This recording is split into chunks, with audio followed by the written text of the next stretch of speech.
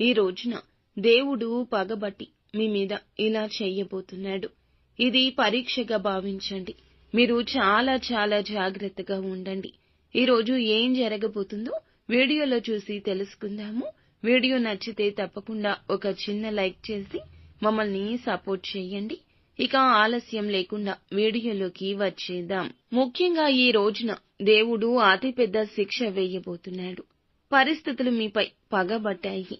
ఒక సమస్య తీరాక ఇంకొక సమస్య అన్నట్లుగా మిమ్మల్ని ఊపిరాడనివ్వకుండా ఈ శిక్ష రాబోతోంది. పోలేరమ్మ తల్లి జ్యోతిషాలయం.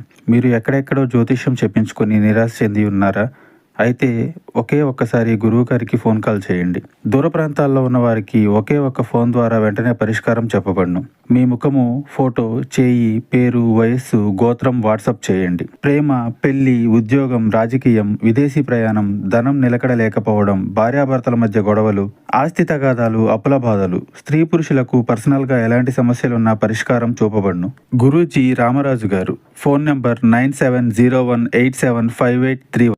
దేనివల్ల శిక్ష అంటే కొంతకాలంగా ఎవరికీ చెప్పుకోలేని అనారోగ్య సమస్యతో బాధపడుతున్నారు.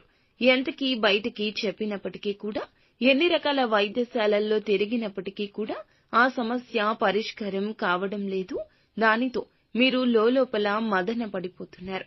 అది ఎటువంటి అనారోగ్య సమస్య అయినా కావచ్చు, చెప్పుకోలేని సమస్య అయినా కావచ్చు, శారీరక సమస్య మాత్రమే కాకపోవచ్చు, మీకు సంబంధించిన మానసిక సమస్య కూడా కావచ్చును, ఎవ్వరికీ తెలియకూడని ఒక నిజం కూడా కావచ్చు. ఇక ఆ విషయం ఈ రోజున బట్టబయలవుతుంది. ఎవరికి తెలియకూడదనుకుంటున్నారో తెలిసిపోతుంది. పరిస్థితులు అననుకూలంగా ఉండబోతున్నాయి.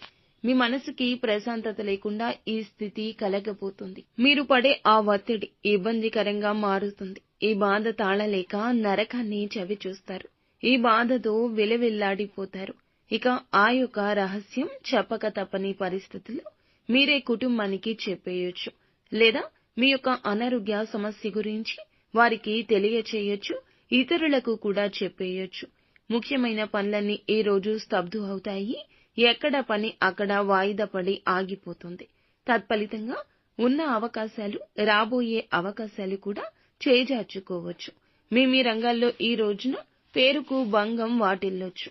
ఆరోగ్యపరంగా డబ్బు కూడా ఖర్చు అయిపోతుంది. పొదుపు చేయడానికి ఆరోగ్యాన్ని నిర్లక్ష్యం చేస్తూ వచ్చారు. కానీ ఆరోగ్యం విషయంలో ధనం పొదుపు చేయడం అస్సలు మంచిది కాదు. ఇక కుటుంబానికి ఎంత అవసరమో, మీరు కుటుంబంలో మీకు ఎంత ప్రేమ వాత్సల్యం ఉందో ఈ రోజు అర్థమవుతుంది. ఇలాంటి పరిస్థితుల్లో మీరు ఇక అస్సలు అజాగ్రత్తగా ఉండకూడదు. ఎదుటి వారి మాటల విషయంలో కూడా అప్రమత్తంగా ఉండండి. కాస్త నవ్వుతూ మాట్లాడిన వ్యక్తులతో పర్సనల్ విషయాలు షేర్ చేసుకోవద్దు. అలాంటి విషయాలు షేర్ చేసుకోవడం వల్ల ప్రతికూల పరిస్థితులు భగవంతుడు ఇవ్వబోతున్నాడు. మీరు చేసే మంచి పనులు అన్నీ కూడా ఆ దేవుడు చూస్తూనే ఉంటాడు. భరించగలిగినంత వరకే దేవుడు కష్టాలు పెడతాడు. తెలుసో తెలియకో చేసిన తప్పుల రీత్యా ఈ కష్టం అనేది మీ ముందుకైతే ఈ రోజు వచ్చింది. ఇక మీరు ఇబ్బంది పడే ఈ యొక్క సమస్యను త్వరలోనే భగవంతుడు తీసివేశాడు. నిత్యం శివారాధన చేసుకోండి. భగవంతునికి దగ్గరగా ఉండే ప్రయత్నం చేయండి. సంతోషంగా